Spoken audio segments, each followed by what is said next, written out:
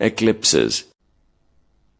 As we all know that the sun is the ultimate source of light. It gives light to the earth and the moon also.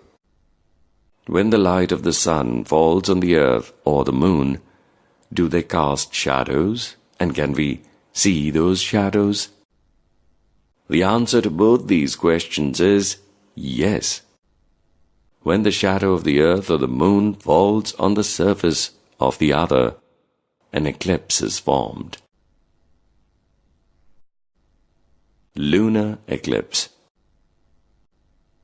At times when Earth comes exactly in between the sun and the moon, and its shadow falls on the moon, this is known as lunar eclipse.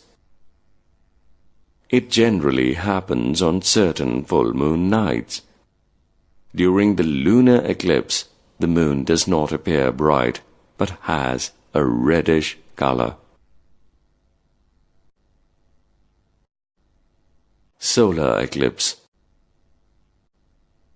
On some new moon days, when the moon comes exactly in between the sun and the earth, and the shadow of the moon falls on the earth, this is called solar eclipse.